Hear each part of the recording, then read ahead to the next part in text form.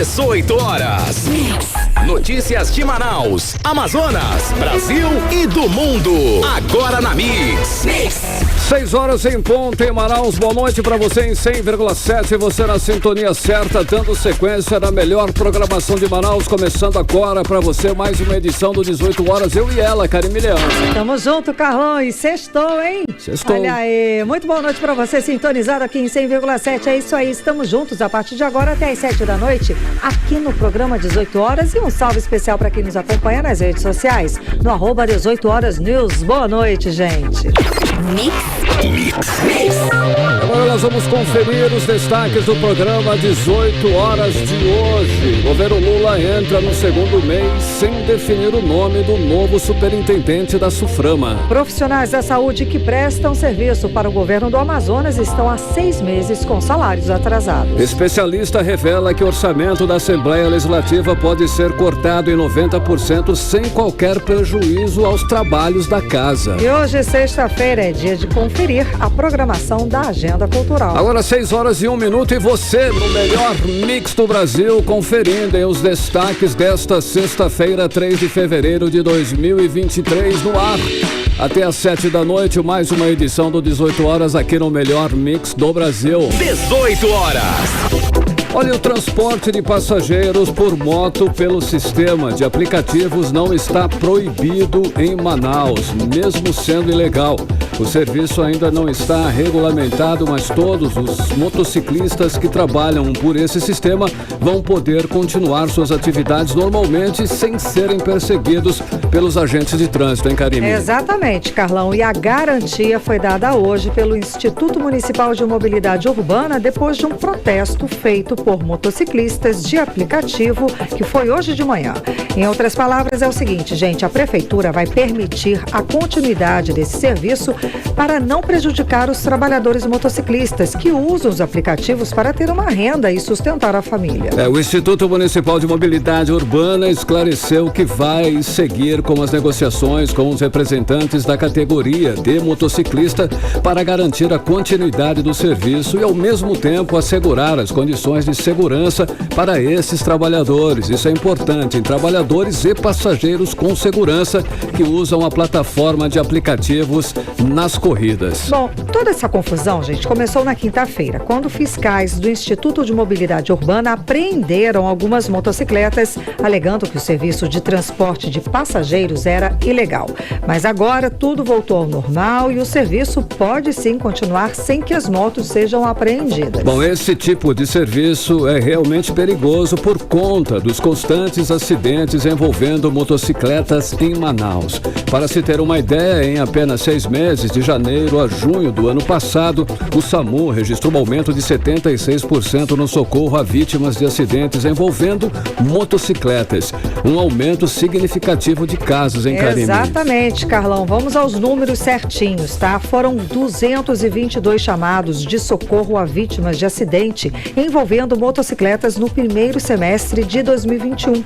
Esse número subiu para 391 no primeiro semestre de 2022.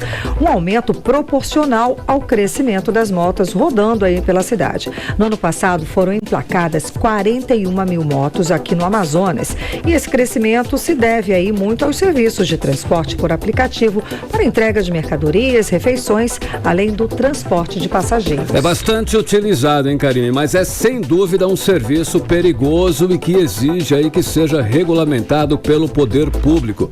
Os motoristas precisam ser habilitados, treinados e seguirem todas as normas de segurança, inclusive com a manutenção periódica das motos, o que não acontece com frequência pelo que a gente observa, né, Karime? É importantíssimo, né, gente? Afinal de contas, estamos falando de vidas. São vidas que estão em jogo aí, por isso todas as normas devem sim ser seguidas por todas as partes envolvidas, né? Do motociclista, o passageiro e, é claro, do poder público também. Bom, cada um deve fazer sua parte para garantir aí que a segurança seja plena.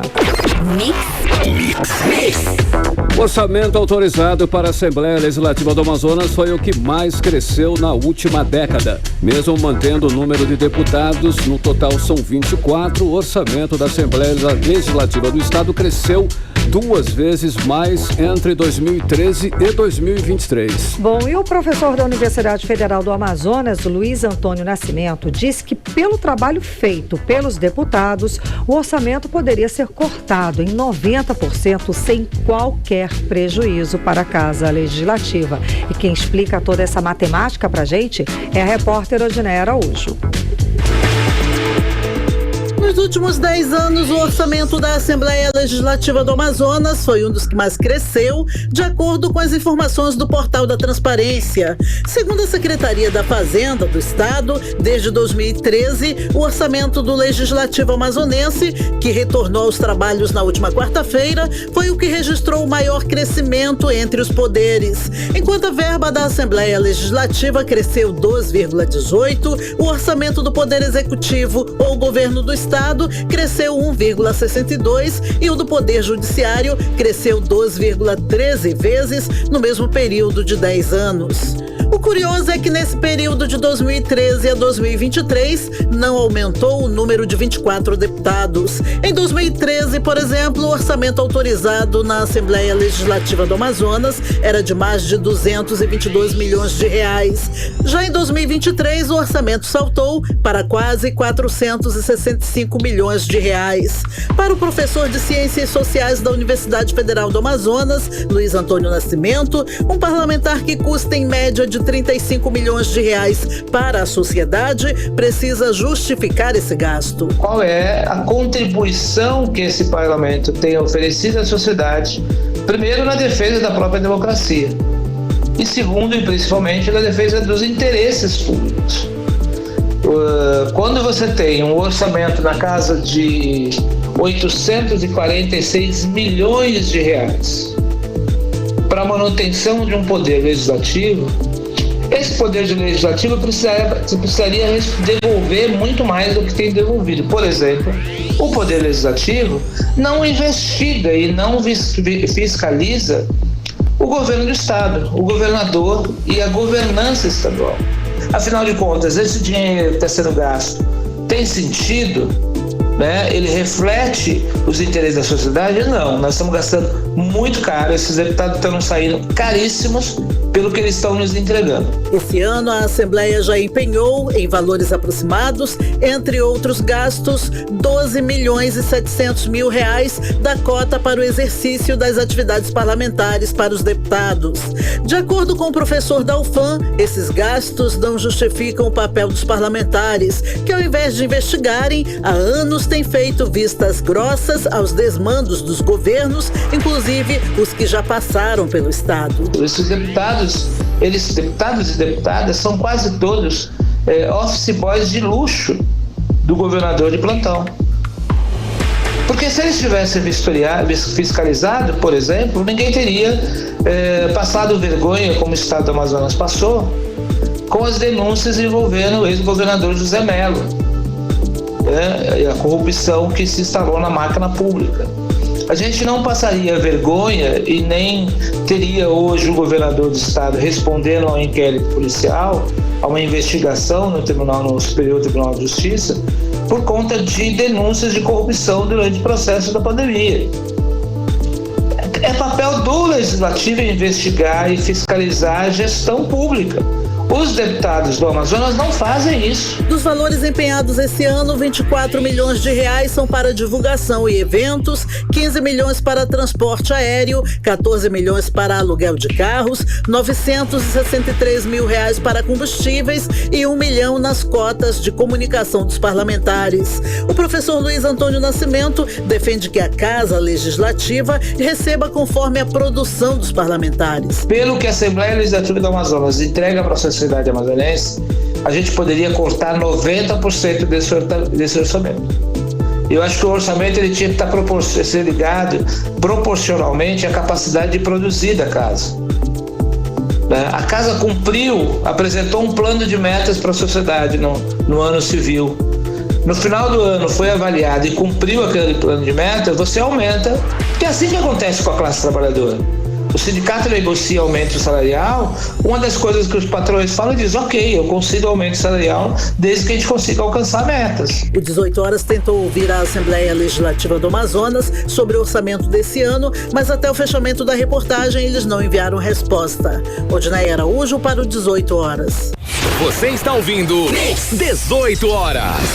Essa é a mineração em terras indígenas na Amazônia Legal aumentou 1,217% nos últimos 35 anos. É o que revela aí um estudo feito por pesquisadores do Instituto Nacional de Pesquisas Espaciais, que é o INPE, também da Universidade do Sul do Alabama, lá nos Estados Unidos. Bom, os dados apontam que em 1985, 7,45 quilômetros quadrados ocupavam por essa atividade, saltou para 102,16 quilômetros quadrados em 2020. Quase o total dessas terras de garimpo ilegal, 95%, está concentrado em 3 terras indígenas: Caipó, Mundukuru e Yanomami. E ainda, de acordo com o estudo, a maior parte do garimpo ilegal dentro das terras indígenas na Amazônia Legal está relacionada à mineração de ouro, 99,5%, e apenas 0,5% à mineração de estanho. 18 Horas.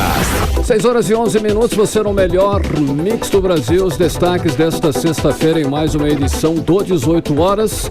E o governo Lula já está no segundo mês e nada de definição dos nomes para ocuparem os cargos federais no Amazonas. O principal deles é o de superintendente da SUFRAMA, que continua sendo ocupado por uma servidora de carreira, Karime. Pois é, Carlão, e essa indefinição aí está mobilizando a bancada do Amazonas em Brasília, claro. E para falar mais sobre esse assunto, vamos chamar o nosso correspondente em Brasília, jornalista Carlos Eduardo Matos. Cadu, boa noite, seja bem-vindo, Cadu.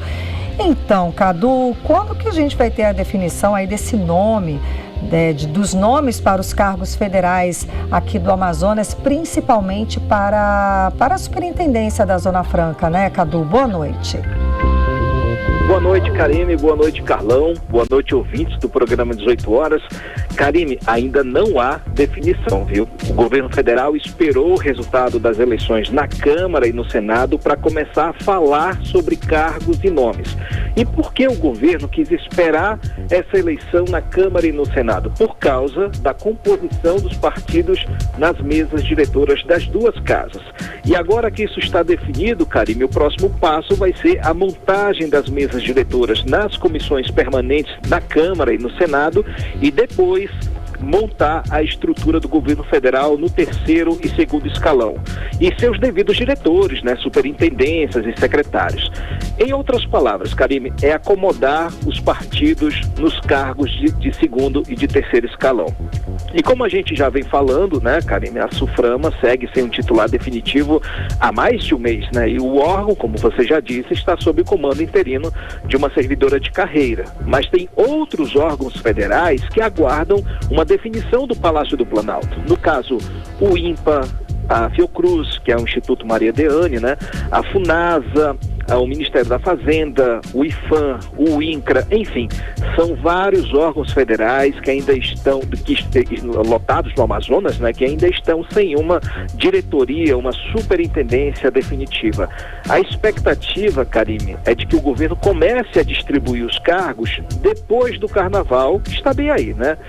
Mas nos bastidores, a informação é de que as lideranças do PT, os caciques do Partido dos Trabalhadores, seguem negociando cargos com os partidos de centro-direita, inclusive com os partidos da direita bolsonarista. Veja só, o Republicanos, o PL e o PP, que vão formar blocos de oposição na Câmara e no Senado, estão sendo chamados para conversar, já que esses partidos ficaram totalmente de fora das mesas diretoras das duas casas. E o PT, macaca velha, sabendo que não dá para açoitar o inimigo porque ele pode reagir de forma inesperada, está oferecendo para esses partidos alguns cargos de terceiro escalão. E claro, os partidos bolsonaristas, que também não são besta nem nada, acenaram positivamente. A SUFRAMA, Karime, não estaria de fora desse acordo, viu? Mas outros órgãos sim. Então, na verdade, a Suframa estaria inserida em um outro bloco de negociação, nesse caso com os partidos de centro-direita, entre eles aí o União Brasil e o Solidariedade. O que estou dizendo, Karine, é que as coisas estão atrasadas nesse momento porque o PT segue negociando cargos. Quando esse processo se finalizar, a gente vai ter, de fato, um nome definitivo para a Suframa e para esses outros órgãos federais aí no Estado. O fato é que esse atraso, Karine, motivado aí por questões políticas, prejudica bastante a gestão da Suframa, né, Karine? Lembrando que a Zona Franca de Manaus, no ano passado, faturou 145 bilhões de reais. E esse apagão da Suframa pode ter prejudicado os resultados no mês de janeiro.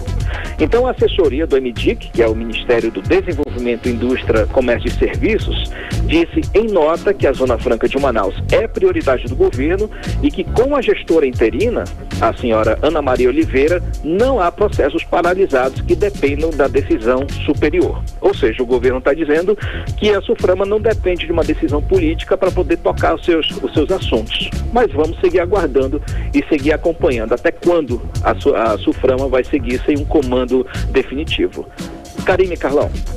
Ei, Cadu, e a quantas anda aí? Quais são as novidades no caso aí da trama, né, digamos assim, sobre o golpe, né, essa questão aí de, né, eu quero o poder de novo. Qual é a nova versão de hoje? A culpa é da imprensa? Tem algum culpado nisso tudo? Todo bolsonarista que vai a público fazer um desabafo, Carlão, no final acaba dizendo que a culpa é da imprensa, que foi manipulado, enfim. Foi assim ao longo do governo anterior e a premissa se mantém com o senador Marcos Duval, que mais uma vez mudou de versão e o objetivo é aliviar a pressão sobre si próprio e também sobre o ex-presidente Jair Bolsonaro, que também está na berlinda, está no meio desse furacão aí. Hoje o senador deu uma entrevista dizendo que teria sido influenciado, segundo ele, de forma negativa pela imprensa para denunciar essa conspiração para tentar grampear, prender o ministro Alexandre de Moraes e depois impedir a diplomação do então candidato eleito Luiz Inácio Lula da Silva. De ontem para cá, Carlão, quando o caso veio a público, o senador criou ao menos 5 versões diferentes.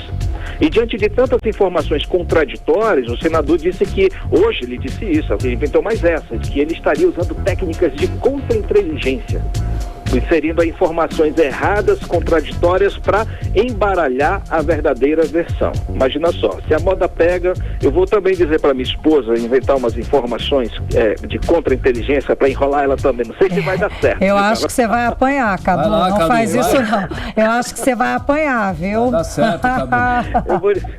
Eu vou dizer para ela, meu amor, eu tô contra-inteligência. Tá bom. Gente, aí a questão é que o senador está se afundando cada vez mais na própria narrativa. E isso com o apoio do Flávio Bolsonaro, que ele não ficou nada irritado pelo senador ter colocado o pai dele nessa berlinda, né? Os aliados do governo, do atual governo, estão dizendo que o verdadeiro plano do senador Marcos Duval é tentar tirar o ministro Alexandre de Moraes das investigações sobre os atos terroristas do dia 8 e conseguir apoio para instalar uma CPI no Senado e acusar o governo de estar por trás dos ataques. Veja só, o que não falta é conspiração nessa história, gente. O que não falta é narrativa. Mas o fato, gente, independente de todo esse emaranhado que a gente talvez não saiba até esse fim de semana, qual a verdadeira versão, os fatos verdadeiros aí, é que se trata de mais uma história que está paralisando o governo, que não consegue ter estabilidade política para governar. E o objetivo é exatamente esse, viu, Karine e Carlão? O governo deve ter muito trabalho nos próximos dias com essa história, a revelia dos assuntos que são realmente urgentes e relevantes. Mais uma vez, a população fica para trás e são priorizados aí os assuntos políticos e até que podem ser mentira, né? Estão dizendo que toda essa conspiração seja uma mentira. Enfim, hoje o ministro Alexandre de Moraes, agora à tarde, ele determinou que a Polícia Federal abra um inquérito para investigar o caso e ouvir mais uma vez o depoimento do senador Marcos Duval. Agora vamos ver qual versão ele vai dar. Karine e Carlão. Cadu, para finalizar, o governo já estabeleceu aí a reforma tributária como prioridade. Já começou, inclusive, a escrever os primeiros capítulos. Como é que está essa situação? E é um assunto espinhoso para começar, né? Para começar a pauta do ano. Isso, é um assunto espinhoso, porém urgente e necessário, né? A gente sabe que a reforma tributária, ela não vai diminuir a carga tributária. O objetivo é simplificar a carga tributária. Mas aí há uma proposta para agradar a indústria, que é acabar com o IPI. E é aí que entra a Zona Franca, que se prejudica nessa história toda. O governo federal começou a escrever as primeiras linhas, Karine, da reforma tributária que pretende apresentar ao Congresso Nacional. E o acordo entre as lideranças do governo e o presidente da Câmara, Arthur Lira, que vai ser a primeira casa que vai receber essa PEC, é de que a reforma tributária comece a ser discutida a partir do mês de abril, ou seja, é pouquíssimo tempo. E a informação é de que o governo pretende aproveitar boa parte do texto da PEC 45 e uma parte da PEC 110. Ambas essas propostas tramitam no Congresso Nacional, mas a PEC 45 é a mais nociva à Zona Franca de Manaus. E a ideia do governo é concluir esse texto, preparar esse texto, concluir e colocá-lo no lugar do texto principal da PEC 45, cuja tramitação está bastante avançada na Câmara. Então a ideia é ganhar tempo, evitar perder tempo com tramitação regimental. A Câmara vai criar um grupo de trabalho para discutir o texto, esse novo texto que o governo vai apresentar. E os integrantes vão apresentar suas contrapartidas, seus pontos divergentes. Ou seja, todos os estados vão estar envolvidos, as entidades, a sociedade civil, enfim, é o que se espera. É aí nesse ponto, nesse grupo de trabalho, Karine, que vão entrar os parlamentares do Amazonas. Sobre esse assunto aí eu falei com o deputado Saulo Viana, que está tentando um lugar nesse grupo de trabalho com a ajuda do partido dele, União Brasil. Então vamos ouvir o que disse o deputado Saulo Viana. A reforma tributária, com toda certeza, é a reforma mais importante para o nosso país. E nessa discussão da reforma tributária, naturalmente, cada parlamentar do seu estado vai querer puxar a brasa para sua sardinha, porque os incentivos fiscais, eles são para vários setores e para vários estados, não apenas para a Zona Franca de Manaus. A importância de ter um parlamentar que participe dessa discussão é que assim a gente vai poder colocar o olhar do Amazonas, poder levar a necessidade do estado do Amazonas e também, claro, colocar tudo que a Zona Franca de Manaus gera de benefício para o nosso estado, como também a geração dos empregos, ou seja, a importância que tem de a gente possa manter a excepcionalidade da Zona Franca de Manaus, e por isso que é importante o parlamentar amazonense dentro da comissão ou do grupo de trabalho que será formado para discutir essa reforma tão importante. 18 horas. A gente acompanhou agora a fala do deputado federal Saulo Viana, do União Brasil, a respeito dos trabalhos. Ele quer destaque, né, Cadu? Exatamente, não só ele, né? Como a gente falou ontem, também tem o Sidney Leite, tem a Mão Mendel, tem Fausto Júnior, todo mundo tentando buscar o protagonismo nesse debate, que é importante, né? Uma competição saudável, né? Quem vai se dar bem nessa história vai ser o povo amazonense. Eu também conversei com o secretário de Desenvolvimento Econômico do Amazonas, o Paulderney Avelino, que disse hoje que teve uma conversa inicial com os integrantes do Ministério da Fazenda e que as demandas da Zona Franca de Manaus, tecnicamente, já foram colocadas em discussão. O trâmite vai ser o seguinte: o governo do Amazonas vai esperar a construção do texto final da PEC da reforma tributária para então apresentar uma contestação, uma contrapartida. Então, por enquanto, a reforma segue em debate e a gente segue acompanhando. Volto com vocês, Karine e Carlão. Obrigada pelas informações, Cadu. Boa noite, bom trabalho. Bom fim de semana, gente. Bom fim de semana. Tchau, tchau. Bom fim de semana. 6h23 e você está no melhor mix do Brasil. 18 horas. Olha só, e trabalhadores da saúde terceirizados que prestam serviços na rede hospitalar do estado sofrem há 6 meses com salários atrasados, Karine. Pois é, o que acontece? Pelo menos 4 empresas ainda não quitaram o salário dos trabalhadores, que já fizeram até vaquinha virtual, a gente mostrou aqui no 18 horas, para não serem despejados e também não ter aquela história de corte de água, de luz, enfim, as pessoas não querem saber, estão cobrando, as outras estão com salários atrasados. Vamos ver como é que está essa situação agora, na reportagem de Odiné Araújo. Entra ano e sai ano e a vida dos trabalhadores terceirizados da saúde do Amazonas não sai do ciclo de atraso salarial. O atraso de salários vai de 1 a até 6 meses. É o caso dos trabalhadores de pelo menos 4 empresas, entre elas a Manaós, que desde o mês de setembro do ano passado não recebem 1 centavo pelo serviço prestado diariamente.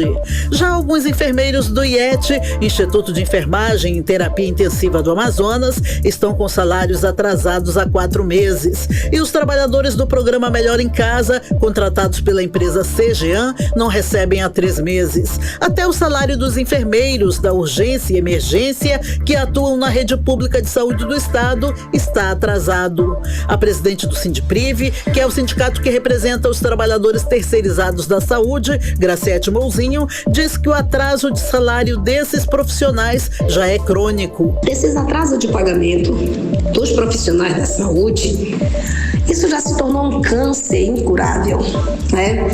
É verdade, tem profissionais que estão com 6 meses sem receber. Profissionais que é do Melhor em Casa, um trabalho de excelência, 3 meses de atraso de pagamento. É verba federal também. E o que está acontecendo? Na mensagem do governo do estado lida ontem na abertura oficial dos trabalhos da Assembleia Legislativa, foi dito que a saúde no Amazonas está bem e que não há atraso salarial dos trabalhadores da área. Graciete Mouzinho, no entanto, diz que isso não é verdade. Ontem, o nosso excelentíssimo governador falou que não existe atraso de pagamento e que a saúde está de excelência. E a gente sabe que não é verdade, porque quem está sem receber, que está na ponta, sabe que não é verdade.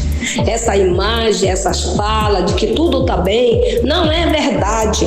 Nossos profissionais doentes, né? Nossos profissionais passando fome, que é uma vergonha, que está na ponta, porque o Covid não acabou. Ele continua e elas continuam na linha de frente e continuam passando pela mesma situação de atraso de pagamento. E é revoltante. Fazer um discurso dizendo que está tudo bem, não é verdade. Não é verdade. Não está tudo bem. Está tudo muito ruim para esses pais e mães de família. No dia 9 de janeiro, 18 horas, informou que trabalhadores da saúde terceirizados pela empresa Manaós Serviços de Saúde e lotados no Hospital Francisca Mendes, administrado pelo governo, estavam realizando vaquinha virtual. De acordo com a presidente do Sindiprive, essa vaquinha virtual foi para levantar recursos para que os trabalhadores da saúde do Amazonas com salários atrasados comprem comida e paguem contas como aluguel, água e luz. Tem enfermeiros que foi cortada a água, foi cortada a luz, não tem mais o que deixar para a família. Alguns não estão indo trabalhar porque não tem mais como sair de casa. Nós estamos sem voz, passando necessidade junto com nossos filhos. Isso precisa acabar. Precisa acabar. Então pedimos ao governador que verifique o que está acontecendo, que converse com o secretário de saúde. Você tem um secretário para resolver essas questões. Que converse com o secretário da Cefaz e procure saber o que está acontecendo e que tome providência, que é inaceitável. Um profissional da saúde com 6 meses sem receber, isso é uma vergonha. O Sindiprive esteve reunido com a Secretaria de Saúde do Amazonas, que prometeu pagar os salários atrasados no último dia 27, mas a promessa não foi cumprida. Em um novo contato, os trabalhadores receberam a informação de que os salários seriam pagos ou hoje ou segunda-feira. O 18 horas tentou ouvir o governo do estado para saber quando os salários seriam quitados, mas até o fechamento da reportagem, eles não enviaram resposta e nem efetuaram o pagamento dos trabalhadores da saúde. Odinei Araújo para o 18 horas. Você está ouvindo 18 horas. Daqui a pouco, aqui no 18 horas, volta às aulas requer atenção especial dos pais com a saúde dos filhos. Entre os cuidados está a atualização da caderneta de vacinação. É o nosso assunto em instantes. Mix. 6 horas 28 minutos, você no melhor mix do Brasil. Vamos agora conferir tempo e temperatura para amanhã, final de semana, né? Sábado e domingo logo. Tempo e temperatura, Karime Leão. Previsão do tempo. Informações do clima-tempo para este sábado. A previsão é de sol com algumas nuvens. Chove rápido durante o dia e a noite. A mínima prevista de 23 graus. A máxima não deve passar dos 31 graus. As chances de chuva são de 90% e a umidade relativa do ar fica entre 64% e 98%. No domingo também sol com muitas nuvens durante o dia. Períodos de nublado com chuva a qualquer hora. As chances de chuva são de 80%. A mínima prevista de 24 graus, a máxima pode chegar a 29 graus apenas. E a umidade relativa do ar fica entre 86% e 98%. Olha, o Rio Negro subiu mais 10 centímetros de ontem para hoje, levando agora o nível no Porto de Manaus para 22 metros e 2 centímetros acima do nível do mar. 18 horas. E o início do ano letivo marca a retomada da rotina da garotada. E nesta segunda-feira, alunos da rede pública de ensino voltaram às aulas depois de um período de férias. Karime, além de ajudar na adaptação de volta às aulas, os pais devem sim se preocupar em fortalecer o sistema imunológico da criança, já que ela volta agora, né, a conviver em grupos, Karime. Por isso, a repórter Nathalie Moraes conversou com o pediatra Wilson Cândido, que fez alguns alertas aí aos pais e mães nesse retorno das atividades escolares. Vamos conferir. Nesta segunda-feira, iniciam as aulas da rede estadual de ensino em todo o Amazonas e também na rede municipal de Manaus. Então, é hora dos responsáveis pela criançada redobrarem os cuidados com doenças e com a saúde da garotada neste período de volta às aulas. A atenção com a alimentação saudável e hábitos de higiene adequados são essenciais na prevenção e na propagação de infecções no ambiente escolar. Neste período, as chances de contrair vírus e bactérias que causam problemas respiratórios, como gripes e resfriados, e doenças ligadas ao aparelho respiratório, acontecem pelo contato próximo e frequente entre as crianças. O pediatra Wilson Cândido explica que manter uma alimentação saudável é indispensável nesse primeiro momento. Além disso, é importante estar atento à atualização da caderneta de vacina, principalmente com as doses de vacinas contra a Covid-19, destinadas às crianças a partir de 6 meses de idade. Então eu recomendo aos pais que antes do início às aulas, né, que verifique a saúde geral do filho, né? Se o filho está ativo, está hidratado, está bem nutrido, sempre conferir, ver se o cartão de vacina está bem atualizado. Se o filho tiver com alguma gripe, resfriado, não deixar que ele vá para a escola, porque corre o risco dele contaminar os coleguinhas da sala de aula. Então, assim, eu acho que o principal que eu queria deixar como recado é que as mães invistam na vacinação dos filhos, tentar atualizar a vacinação dos filhos antes do início letivo. Para realizar os exames de rotina da garotada, a Secretaria de Estado de Saúde possui 5 unidades de CAIC mais especialidades. Entre as especialidades ofertadas gratuitamente para as crianças estão neurologia, nutrologia, ortopedia, psiquiatria e serviços de apoio e diagnóstico em cardiologia, reumatologia, endocrinologia, fonoaudiologia, psicologia e fisioterapia. Todos os atendimentos são gratuitos. Nathalie Moraes para o 18 horas. Você está ouvindo 18 horas. Entrevista do dia. Bom, está repercutindo até hoje o caso envolvendo o deputado Sinésio Campos e a deputada Maiara Pinheiro. Durante a posse dos deputados, na quarta-feira, Sinésio Campos, por várias vezes, segurou e puxou o braço da Maiara Pinheiro para posicioná-la na foto, Karime. Carlão, a gente assistiu aqui ontem, até comentamos sobre essas imagens. Sim. Com a Cíntia Blink. A gente viu nas imagens que foi assim, bem agressivo até. Ele chegou a segurar na cintura da deputada para conduzi-la, né, para um lugar ali na foto, enfim. A ação, considerada grosseira por muitos, foi um dos assuntos mais comentados e segue, né, nas redes sociais aqui do estado do Amazonas. Sinésio Campos teve até que pedir desculpas. Ele publicou nas redes sociais um vídeo pedindo desculpas com a Maiara Pinheiro ao lado e ela aceitou o pedido, é claro, tudo bem, o assunto ficou por aí. Mas o fato, né, Karime, levantou aí a questão da violência contra a mulher que pode pode ser considerada uma das principais formas de violação aí de direitos humanos, sem dúvida. Essa violência é uma violência estruturante, o começo de muitas outras formas de violência. Exato, e para falar mais sobre esse assunto, vamos conversar com a advogada Aparecida Veras, do Grupo de Trabalho de Observação e Combate à Violência Política de Gênero, do Comitê Amazonas de Combate à Corrupção Eleitoral. Muito boa noite, seja bem-vinda ao 18 horas, tudo bem? Muito obrigada por nos atender, tudo bem?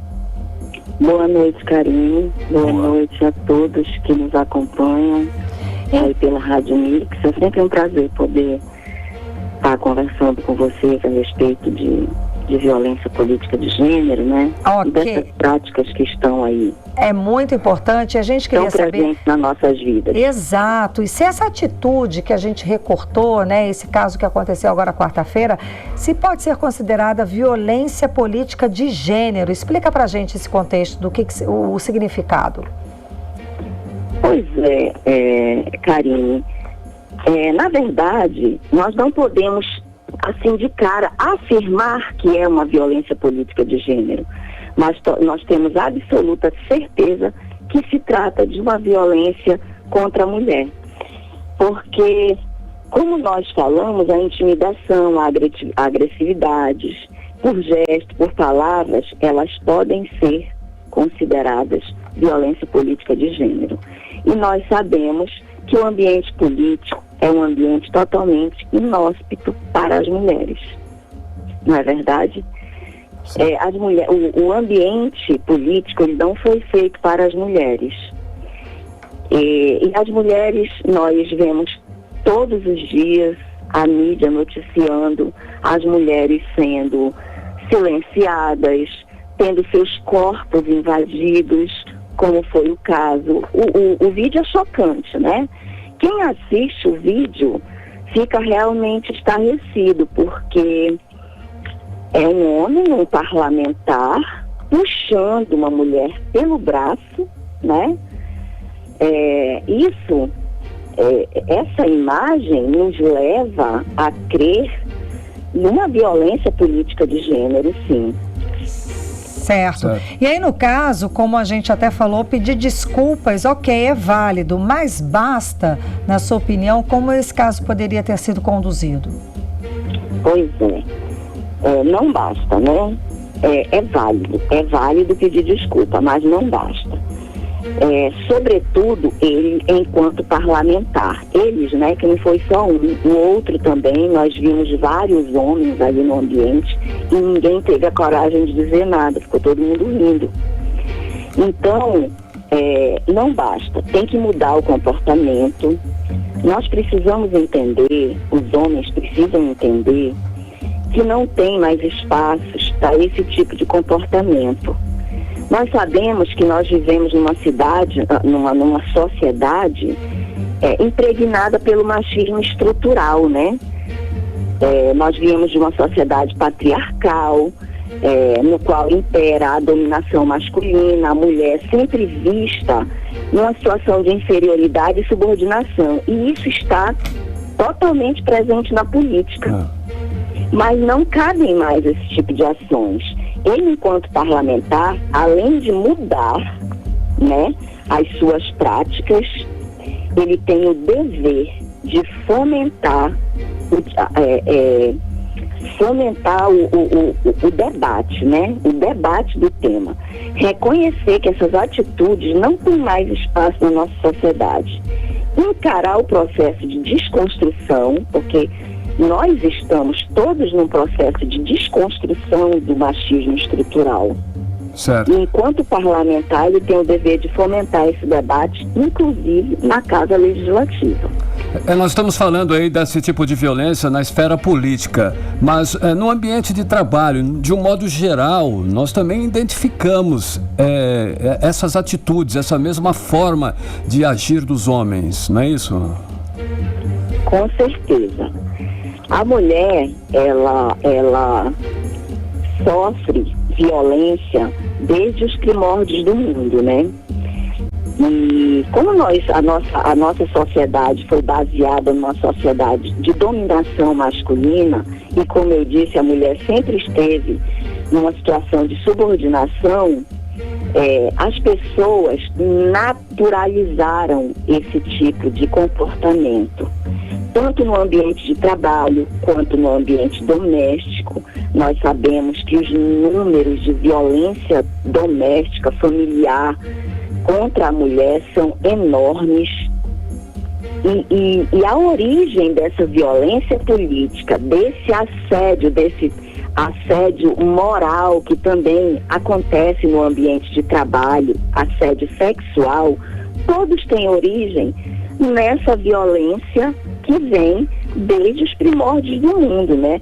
A mulher, até bem pouco tempo, ela sempre esteve nos espaços privados. Enquanto o homem recebeu todas as condições para estar nos espaços de poder, nos espaços de decisão, nós sabemos que nós, mulheres, sempre fomos relegadas aos espaços privados, aos cuidados domésticos, com os filhos, com o marido, com a família. Karine e Carlos, eu não tenho receio de afirmar que todos os direitos e as conquistas que nós tivemos até hoje, desde o direito de estudar até o direito de votar e ser votada, foram frutos de muitas lutas das mulheres. Sem dúvida. Não foi... Nenhum homem acordou um dia iluminado e disse: poxa, mas por que as mulheres são tratadas assim? E nós, homens, somos tratados totalmente diferente, com tantos privilégios. Não. Tudo foi fruto de lutas das mulheres.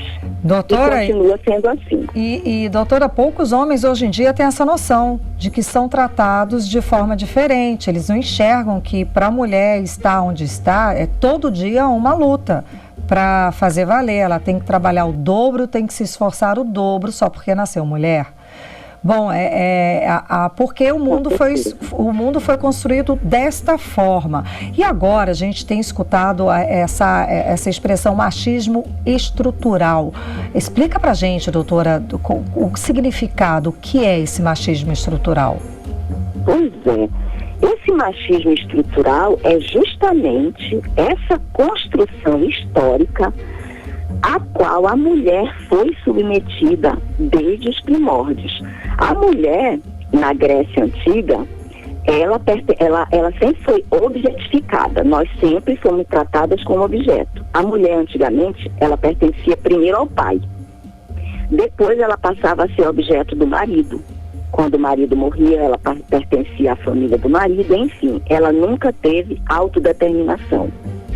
A mulher veio ter autodeterminação a partir do momento que ela acordou e disse: bom, por que eu não posso estudar? Por que eu não posso exercer um cargo por que eu não posso ser votada se eu posso dirigir uma escola? Isso lá no Brasil colônia. Porque as mulheres sempre foram pensadas para fazer atividades burocráticas. Quando era trabalho pesado, atividade burocrática, botava a mulher, né? Atividade de pensar. Os espaços de poder, os espaços de comando eram reservados para os homens, né? Até o estudo era diferenciado lá no Brasil colônia. Então esse machismo vem daí. A mulher tem lutado dioturnamente há séculos, mas há séculos mesmo, para conseguir o espaço que hoje nós estamos conseguindo.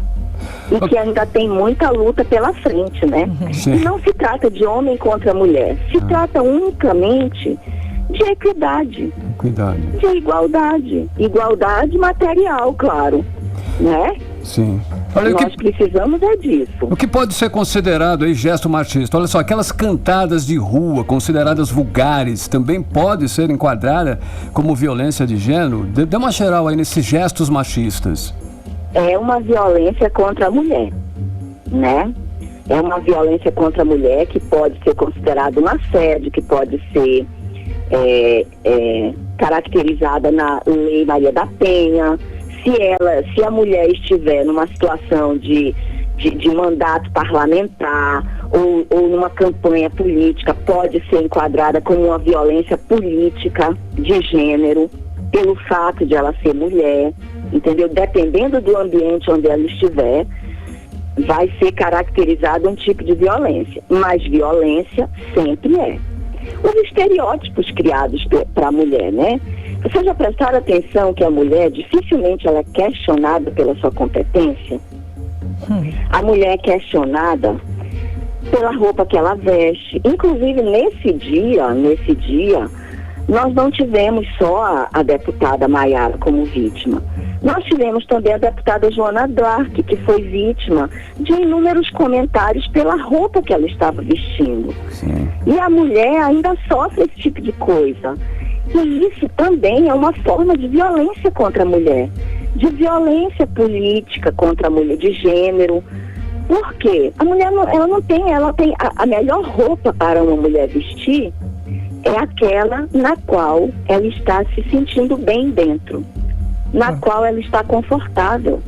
Pronto. Isso não diz respeito a ninguém. Exato, e o melhor cargo também, não é, doutora? Doutora, muitíssimo obrigada pela sua participação. Para finalizar, muito rapidinho, o que a sociedade pode fazer como um todo para aceitar, para que essas diferenças diminuam? Então, eu acho que para começar, olha, Karine, fazendo o que nós estamos fazendo nesse momento, vocês, por exemplo, como uma emissora de rádio que está levando informação para as pessoas, estão fomentando esse debate, estão levando essa informação. Essa é uma das formas de educar, de chamar a atenção das pessoas para o que é certo e para o que não é certo, para o que cabe e para o que não cabe mais na sociedade de hoje, né?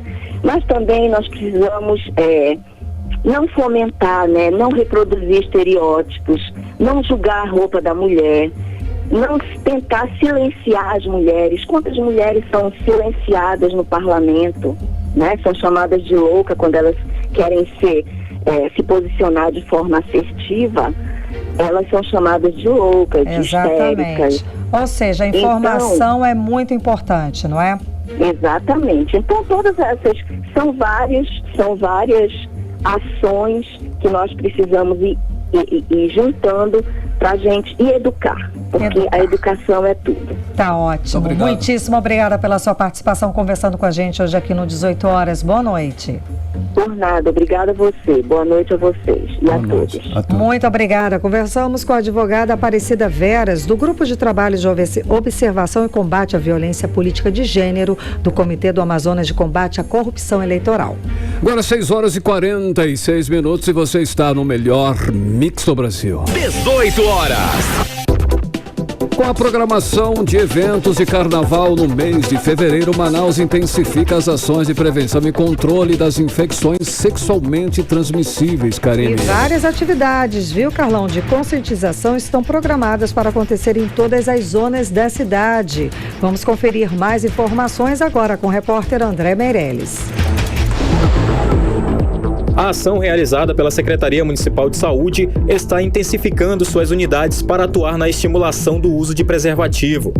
A orientação é feita pelos profissionais da Sensa por meio da Rede Municipal para a Prevenção e o Controle das Infecções Sexualmente Transmissíveis.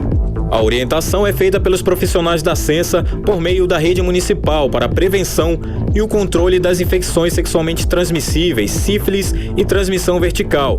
A técnica responsável pela área de infecções, Ilara Costa, explica como a distribuição dos preservativos masculino e feminino funciona no período de carnaval. Durante a campanha do Carnaval 2023, o Distrito de Saúde, junto às OSCs, às organizações da sociedade civil, estarão realizando atividades educativas e distribuição de material de insumo de prevenção, que são os preservativos masculino, externo e o preservativo feminino interno, em locais e pontos estratégicos. Estaremos realizando blitz em semáforos bem movimentados, assim como também estaremos atuando nos dias do desfile das escolas de samba, nos dias 17 e 18, estaremos fazendo também atividades educativas com distribuição de insumos de prevenção. lá no Sambódromo. Conforme a Censa, o objetivo da campanha é combater as ISTs e evitar gravidez não planejadas, com oferta de testes rápidos para HIV, sífilis e hepatites B e C. Em 2022, Manaus registrou 1.758 casos de HIV, representando aumento de 18,7% no número de novos casos em relação a 2021. A maior concentração de casos foi diagnosticada na população masculina na faixa etária de 15 a 39 anos. O número de casos de sífilis chegou a 3.900 no ano passado, também registrando um aumento de 14,2% em relação a 2021. Para impedir o aumento de novos casos, as ações são realizadas em vários pontos da capital, como o Porto da Ceasa, Feira do Coroado, terminais de integração, na barreira de acesso para as rodovias BR-174, a M010 e também nos desfiles nos sambódromos, que serão realizados nos dias 18 e 19 de fevereiro. André Meirelles para o 18 horas. Você está ouvindo 18 horas. Para 6h49, seguindo falando de carnaval, os órgãos de segurança pública do estado começaram nesta quinta-feira a primeira ação da Operação Carnaval na Floresta. Foram fiscalizados bares e até postos de combustíveis, Karime. Pois é, Carlão, e o objetivo é fiscalizar casos de perturbação da ordem nesses estabelecimentos e a presença dos famosos paredões de som. Vamos conferir mais detalhes na reportagem agora de Nathalie Moraes. Durante a primeira ação, a Central Integrada de Fiscalização vistoriou 12 locais no centro de Manaus e nas zonas centro-oeste e oeste da cidade. O objetivo é iniciar ações preventivas para o período do carnaval, para garantir que as legislações relacionadas ao excesso de som alto e cumprimento de exigências relacionadas aos estabelecimentos como bares e restaurantes estejam sendo cumpridas. O objetivo da CIF é fiscalizar os casos de perturbação da ordem e também a presença dos paredões de som nos postos de combustíveis aqui da cidade. Segundo o chefe do Departamento Integrado de Gestão e Planejamento Integrado da Secretaria de Segurança Pública do Amazonas, o Major Alisson Botelho, esse será um trabalho integrado entre as secretarias estaduais e municipais. A Central Integrada de Fiscalização contou com um efetivo de 37 servidores nesta primeira ação, entre os órgãos da Segurança do Estado e da Prefeitura de Manaus. A operação segue neste fim de semana em todas as zonas da cidade, para garantir um carnaval sem poluição sonora e sem perturbação. Nathalie Moraes para o 18 horas. Você está ouvindo 18 horas. Agora em Manaus, 6 horas e 51 minutos. Chegou o momento da gente falar sobre os bastidores da política local, da política amazonense, com ela, Cíntia Blink. Boa noite, bem-vinda. E aí, não pode falar de menina, que o pessoal já tá falando? Gente, a menina, qual a altura Cíntia dela? Qual a idade dela? Gente, a menina porque é carinho mesmo, tá, gente? Das amigas, tá? É só isso, ok? Menina, seja bem-vinda, então, Blink. O governador Wilson Lima anunciou hoje R$1 bilhão, não é pouco dinheiro, hein? Em crédito para os microempreendedores para os próximos 4 anos, né? Afinal, quem pode receber esse financiamento? Boa noite. Aí na gente na 100.7. Então, menina, deixa eu te contar. Quem pode receber esse dinheiro é autônomo, profissional liberal, produtor rural, microempreendedor individual, micro e pequenas empresas. Tudo é feito online e pode-se pagar um empréstimo em até 60 meses. Tem que ver aí caso a caso. Isso faz parte ali do programa Mais Crédito Amazonas e é feito por meio da Agência de Fomento do Amazonas, a FEAM. Como você falou aí, tem R$1 bilhão aí para os próximos 4 anos. Essa cifra é tão grande que fica difícil até de falar esse montante, né? Para esse ano de 2023, a previsão é que se utilize aí 230 milhões. Karime, Carlão. Ei, menina Cíntia, a disputa pela presidência da Manaus Cult, ela está acirrada, hein? Temos aí 4 candidatos, inclusive, aí prontos para assumir o comando da Fundação Municipal de Turismo e só pode um, né? Quem são esses 4 aí? São 4 e só pode um, é isso mesmo, menino. Deixa eu te contar também. A Fundação Municipal de Cultura e Turismo, a Manaus Cult, ela tinha como diretor-presidente o Alonso Oliveira, que voltou à Câmara Municipal de Manaus. Ele está vereador agora, porque ele é suplente do Vanderlei Monteiro, que virou deputado estadual. E agora, quem é que fica com a vaga, então, que ficou desocupada ali na Manaus CUT? Essa é a questão. Nós temos alguns candidatos. Por exemplo, o vereador Elan Alencar. Eu confesso que esse é um nome que eu tenho escutado desde a semana passada. E eu conversei com ele sobre essa possibilidade. A gente vai ouvir aí agora o que ele falou com a gente. Não tenho um convite do prefeito, né, sobre esse assunto da Manaus CUT. Isso foi um assunto de bastidores que rolou até mesmo dentro da Câmara, com lideranças comunitárias. A gente também teve uma reunião com o pessoal do Carnaboi e aí foi ventilando, né, essa possibilidade. 18 horas. Então é isso, a gente ouviu o vereador Elan Alencar. O convite não veio, mas ele está à disposição. Ele pertence a uma comissão que é ligada à cultura dentro da Câmara Municipal de Manaus. Talvez por isso aí o nome dele apareça. Ele também tem uma relação muito boa com o prefeito. Foi candidato da base do prefeito para ser presidente da Câmara Municipal de Manaus, mas ele não venceu ali. Outro candidato é o ex-prefeito de Parintins, Tony Medeiros.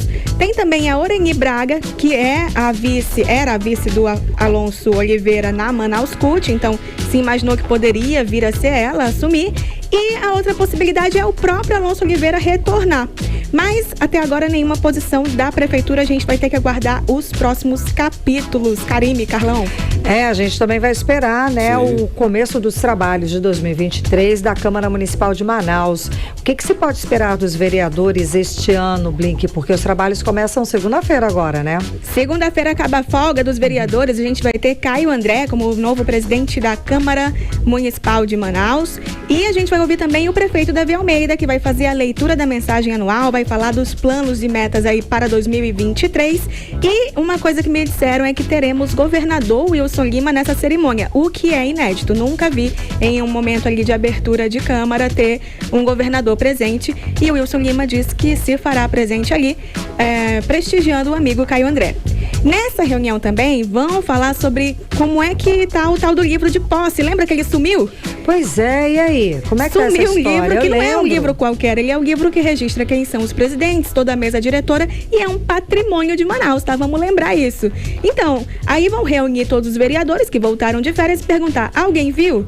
E essa sindicância continua, mas dia 9 é quando vão dar aí o resultado. Onde tá, né, Bia? Esse livro, só para lembrar, o livro de posse, da assinatura de posse do... Um livro oficial. É um livro patrimônio histórico, né? Exatamente. Que foi assinado, né, no dia da posse dos deputados, dos vereadores, todos assumiram, empossados e assumiram agora em janeiro. Não é tipo o caderno da escola, sabe? Só que esse livro sumiu, esse livro virou oficial, sumiu lá da Câmara. Sim, ele tem anos, ele é um patrimônio. Sim. E ele sumiu como se fosse minha agenda, entendeu? E aí, pra finalizar, deixa eu contar pra vocês uma coisa curiosa que aconteceu no interior. O vereador Rodrigo Guedes foi conferir a inauguração do estádio Gilbertão, no jogo ali do Princesa contra Operário.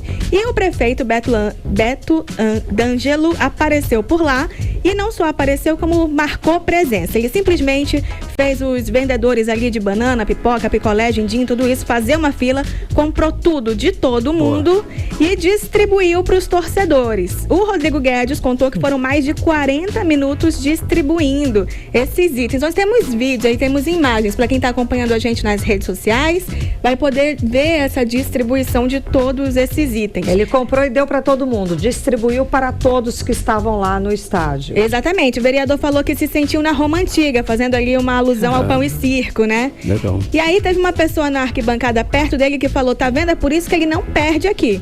O que a gente tem que deixar claro é o seguinte. Que dinheiro que ele usou.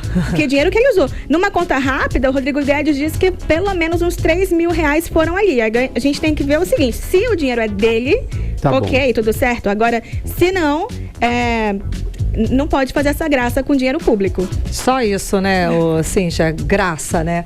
Tá ótimo, então. É isso, muitíssimo obrigada. Bom fim de semana. Obrigada, bom fim de semana e até segunda. Até segunda. Agora 6 horas e 58 minutos. Carlão, vamos pra agenda cultural. Mix. Bom, enfim, chegou aí o primeiro sextou do mês de fevereiro e, né, já tô animado aí pra pular o carnaval, Karime. Vamos conferir com a repórter Nathalie Moraes. A temporada de espetáculos no Teatro Amazonas inicia o mês de fevereiro, dando as boas-vindas ao carnaval. Nesta sexta-feira, o hall do teatro recebe o Sarau Carnavalesco. Os visitantes vão entrar no clima da Folia Momesca com a apresentação da Escola de Samba do Grupo Especial de Manaus, Reino Unido da Liberdade, às 8 da noite. O Teatro Amazonas recebe o terceiro concerto Cine Concert Instituto Musical Vila da Barra. Com duração de 1h30, o espetáculo traz um repertório de grandes sucessos de filmes como Superman, Vingadores, Star Wars, O Rei Leão, A Bela e a Fera e Titanic. A programação acontece nesta sexta e sábado com entrada gratuita. O Carnaval para os Foliões do Samba Raiz ganha uma nova data para entrar na agenda. O Couro Velho, grupo tradicional de samba de Manaus, realiza hoje a primeira edição do Super Quintal de Carnaval, que acontece no SESI Clube do Trabalhador. A festa começa logo mais às 7 da noite. Com a mesma alegria e música boa presente no Quintal do Couro Velho todas as sextas-feiras lá na Praça 14. O Super Quintal de Carnaval vai receber as bandas Cauchi Eletrizado, Bateria Show da Presidente Vargas, a cantora Márcia Novo, Pagode dos Amigos, DJ Carol Amaral e, claro, o grande grupo do Couro Velho. Os ingressos estão sendo vendidos no site Ingressos Fly. Outro destaque da nossa agenda que acontece neste sábado é o concurso Rainha Gay do Carnaval Oficial de Manaus. A festa acontece no sábado na quadra da Escola de Samba Vitória Régia a partir das 9 da noite. A edição deste ano marca os 50 anos do evento. O organizador do evento, Bosco Fonseca, falou um pouco mais sobre a comemoração do Jubileu de Ouro do concurso. O concurso acontece amanhã, a partir das 22 horas. Haverá 8 candidatas se apresentando, haverá várias apresentações,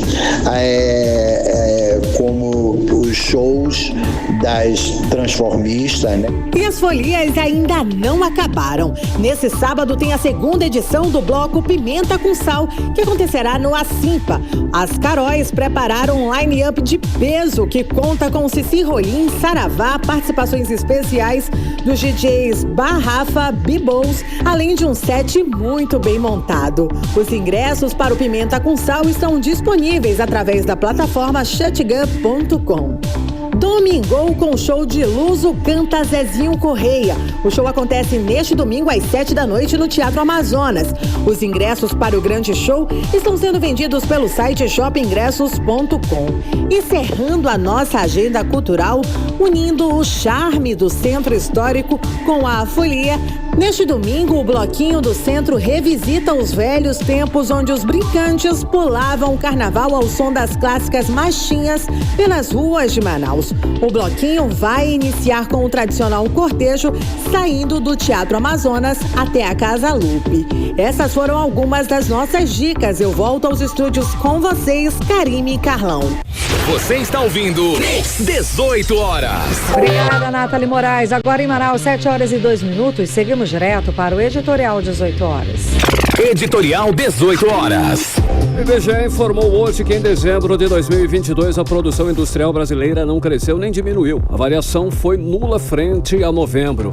Os números do IBGE apontam para a situação da produção de itens com grande concentração na Zona Franca de Manaus. Houve redução na fabricação de refrigeradores, condicionadores de ar, lavadoras de louças e roupas, secadoras e fornos de micro-ondas. E crescimento na produção de aparelhos eletrônicos de uso doméstico, como TVs e equipamentos de áudio e vídeo.